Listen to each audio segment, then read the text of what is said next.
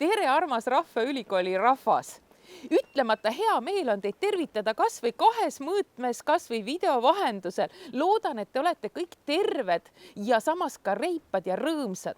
Täna on 15. mai, ametlikult Tallinna päev, kuid kaadrit salvestame tegelikult hoopis 11. mail, kuid need, mis minu ümber lendavad, ei ole mitte teps kirsiõied, vaid hoopis lumi ja lörts. Asume praegu väga huvitavas kohas endises Neeme asumis Põhja-Tallinnas, mis on ka tegelikult praegu Neeme asum. Ja meie aadress on Maleva 8 ja rääkima hakkame, kuidas kaptenid elasid, on tänase miniloengu pealkiri. Loeng siis mõeldud tervituseks ja teadmiseks kõikidele, kes Tallinna Rahvaülikooliga on seotud. Maleva 8 on üks ütlemata põnev maja.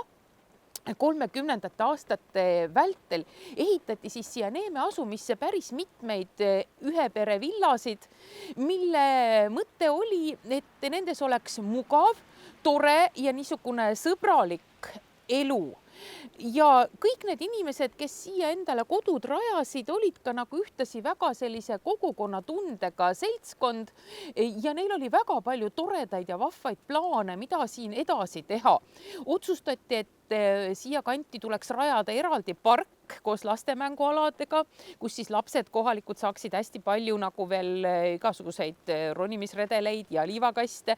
Otsustati, et siin samas on ju meri, tuleks teha oma tänava inimestele eraldi superrand, aga ikka plaaži moodi ja nii edasi, kus oleks ka varjualused ja riietuskabiinid ja nii edasi. Kõik need toredad plaanid jäid paraku soiku, kui 1940. aastal ka võimvahetus, järgnes suur sõda ja kõik asjad muutusid hoopis teiseks. Aga tore on siis rääkida nendest majadest siin Maleva 8 nagu uuemas majas. Me näeme, et ta on puitlaudisega, räägib nagu meile natukene funktsionalismi ajaloost, on samas hästi-hästi suure aiaga ja kõik need kaptenid, kes kippusid siis kuival maal elama just niisugust hästi kodust, hästi hubast ja mõnusat elu, on siis tõesti rajanud suured aiad, aedades viljapuud, omal ajal olnud ka aedviljapeenraid. Ja lisaks sellele siis võib-olla ka on mõistlik rääkida paar sõna selle maja ehitajast ja elanikust, kes elas siis siin 1930. aastate lõpul.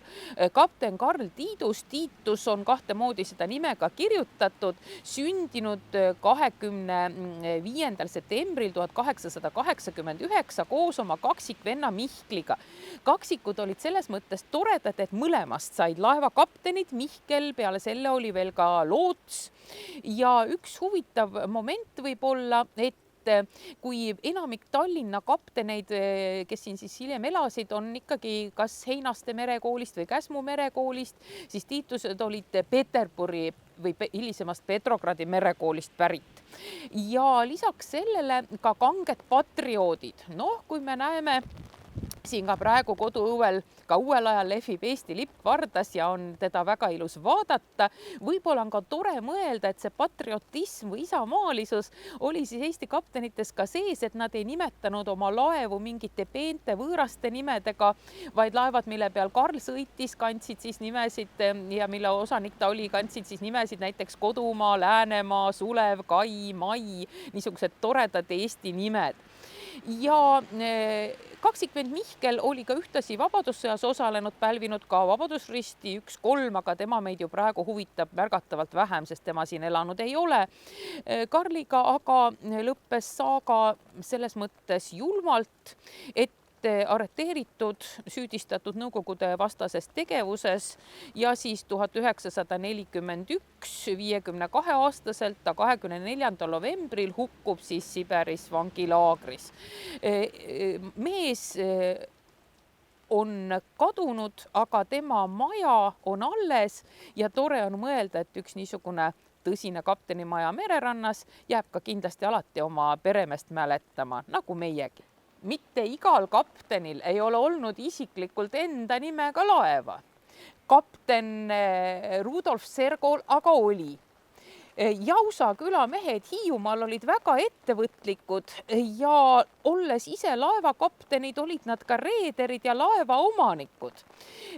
Gustav Sergo ja Co nimeline laevafirma evis tegelikult 14 suurt laeva, millest 12 olid reisilaevad, 2 aga kaubalaevad. Nad pakkusid tõhusat konkurentsi Soome laevadele, Tallinn-Helsinki liinidel, tahtsid juurutada Narva-Kotka liini ja loomulikult olid ka väga head ja käbedad Eesti enda rannikuvette reisilaevade sõidutajad. Mis puutub nüüd kapten Rudolfisse, siis see maja, mis asub aadressil Neeme 25, on tema oma. Tänapäevaks küll natukene ära restaureeritud ja nagu 21. sajandi vurfi löödud, kuid omal ajal ikkagi niisugune tõhus, tore, haimat stiilis järelromantiline kaptenimajakene Neeme asumis. Selle maja kohta on ka tore vaadata, siseinterjöörides on näha, kui mõnusalt suured ja ruudukujulised on need toad ja lisaks sellele tolle aja kohta kahelahjud, suured valged kahelahjud, väga niisugused veetlevad ja kodused ja õdused. Nii et kaptenid luksust ja mugavust igal juhul armastasid. See maja on ka võib-olla sellepärast kuulus, et lisaks kapten Rudolfile, kes siis elas seal kuni 1940. aastate alguses võim vahetus, ta arreteeriti ja hukkus Vjatlagis 45-aastaselt ainult. Selles majas on elanud ka teine kuulus kapten, keda võib-olla tänapäeva eestlane ka paremini teab, nimelt Herman Sergo. Ja meie teame ju teda küll kui pigem kirjanik, kelle kuulsate romaanide järgi on tehtud isegi näiteks telefilm 3 jaos Näki madalad, aga kelle romaanid on ka näiteks Randröövel, mis räägib siis Hiiumaa ungrografist ja on ka Rukkirahu ja on ka Vihavald ja lisaks arvukalt novelle. Minu enda jaoks Herman Sergo võib-olla kõige põnevamad jutud on tegelikult kogutud raamatusse 5 aastat võõra nime all, mis räägib Herman Sergo kapteni ja nii-öelda rahvavaenlase pooleldi seiklustest Teise maailmasõja ajal, kui tema Nõukogude sõjaväkke minnes kaotas ära haiglasse oma dokumendid ja pärast seda pidi siis ilma dokumentideta elama, võõraste dokumentide all ja nii edasi. See on väga põnev raamat, mida kõigile ka kangesti soovitan. Aga igal juhul on siis see maja siin olnud 2 kapteni maja, niisugune tore ja vahva Hiiu kapteni suguvõsa asupaik. Ja loodame, et see maja elab ka praegu väga toredat elu edasi.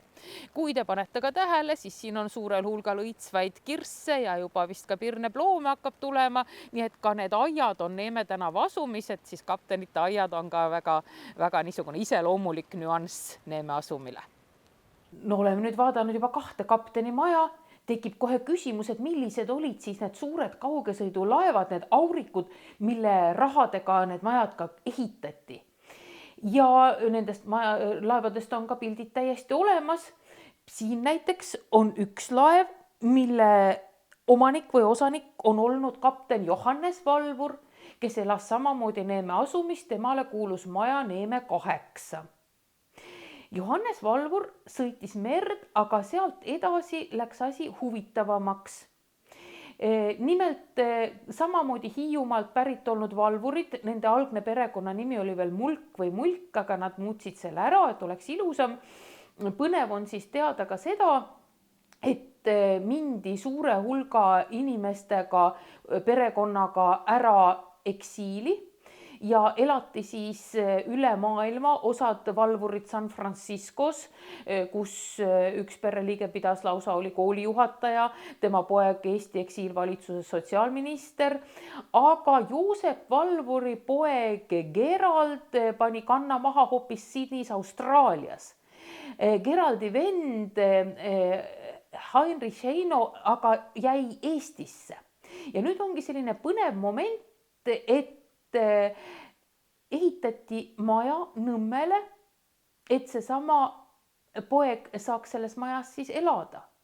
ja väga huvitav on just selle maja saamise lugu, et ta oli nagu täitsa teistmoodi, kui nõukogude ajal maju tavaliselt ehitati. Tavaliselt olid ehitajateks tulevased elanikud ise, et siis perekond ja perekonnamehed ehitasid, viimistlesid ja maja oli nagu oma kätega tehtud.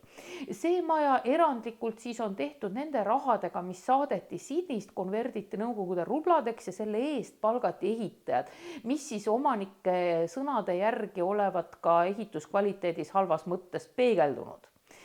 Aga milline siis tuli nagu välja niisugune nõukogude aja peaaegu kapteni maja või kaptenite suguvõsa esindaja käes olnud maja Nõmmel, vaataks korra neid dokumente ka, päris huvitav. Ja laua peal on näha osad nendest dokumentidest, mis olid siis vajalikud, et see maja saaks teoks. See põnev ehitatav maja. On siis siin olemas majavalduse plaan mõõtkavas 100-le ja asendiplaanid ja maja enda sellised huvitavad lõiked ja muidu plaanid. Maja ehitati originaalprojekti järgi, selle autor oli Peeter Tarvas, kelle juba isa Karl Tarvas oli siis olnud Eesti ajal tuntud funktsionalistlik arhitekt.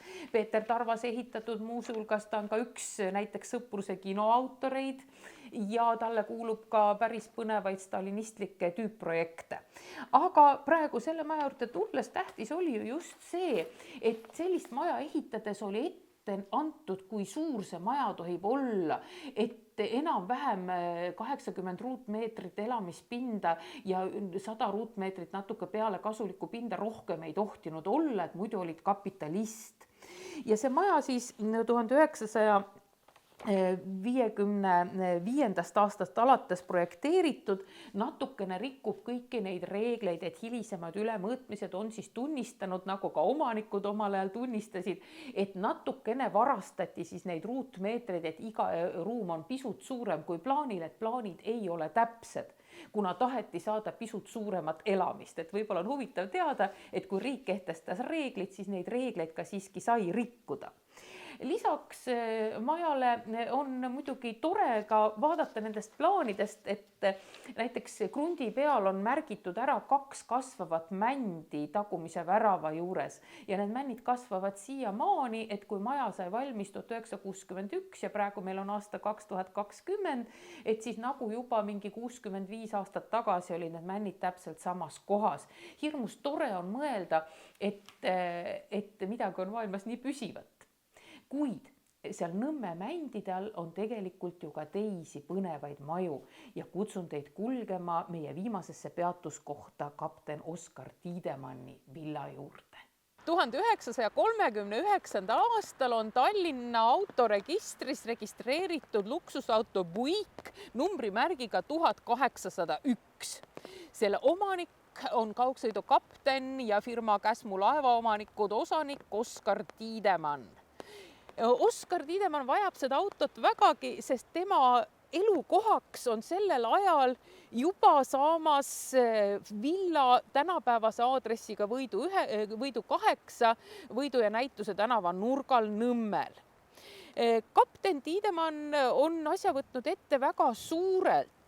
Võib-olla tasub rääkida, et hakatuseks on ta valinud oma villa projekti autoriks tolleaegse kõige kuumema arhitekti, kõige kuumema, kõige huvitavama ja 1930. aastate lõppu Eesti sellise tippmõtte esindaja.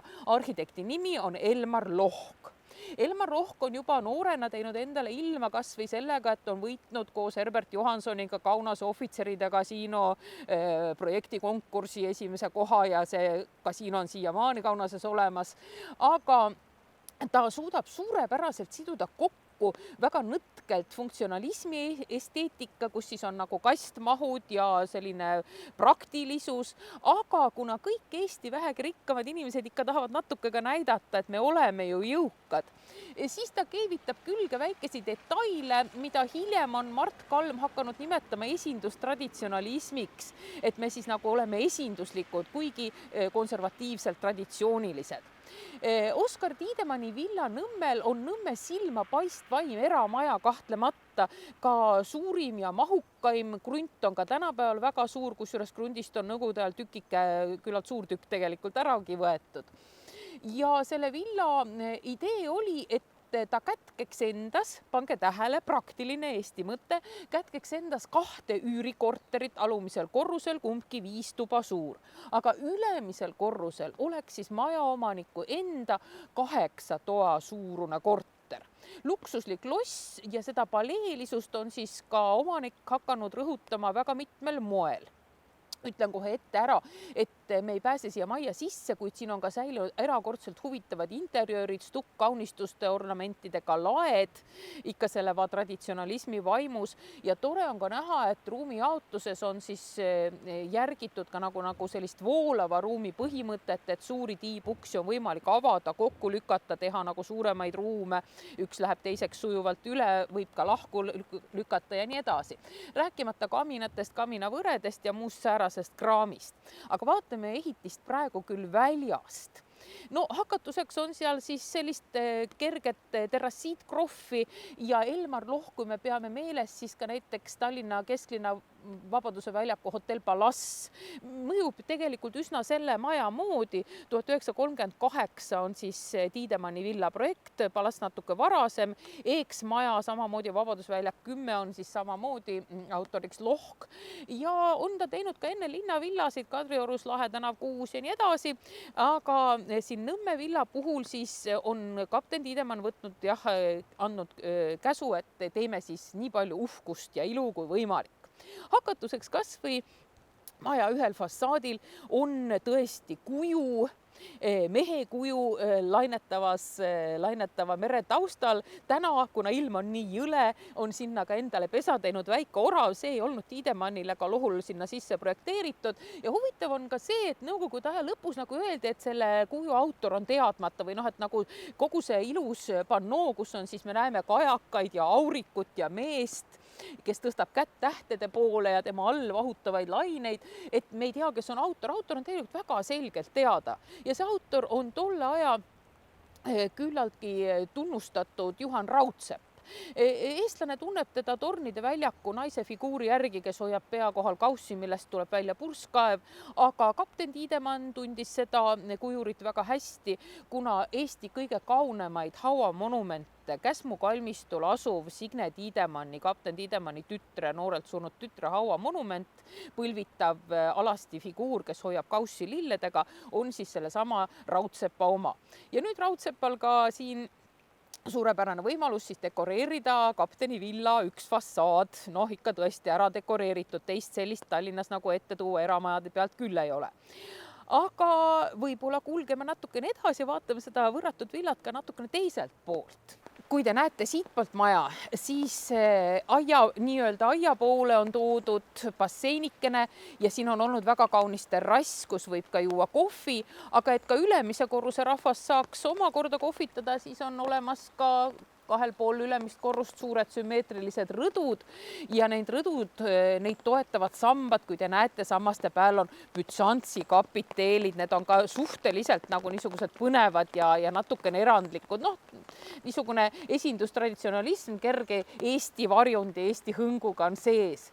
Lisaks kogu selles majas on siis olnud ka omal ajal väga palju mugavusi, et kõikvõimalikke ideid alates elektripliitidest ja lõpetades seal mingite serveerimiskappidega, kõik on tore ja Elmar Lohule üsna iseloomulikult on siis ka maja alla toodud niisugune klombitud paekivist vööt, mis siis seda maja hoiab, et see paekivi armastus 30ndatel aastatel tuletõrjemaja Gonsiori tänaval ja nii edasi, et see paekivi armastus on ka saanud endale siin majas ka ruumi, olgu ta nii esinduslik kui tahes. Igaks juhuks ka mainin, et see sepisvõre, mis minu selja taga on dokumentide järgi, muinsuskaitse järgi vahetatud, et see ei ole originaalne sepisvõre.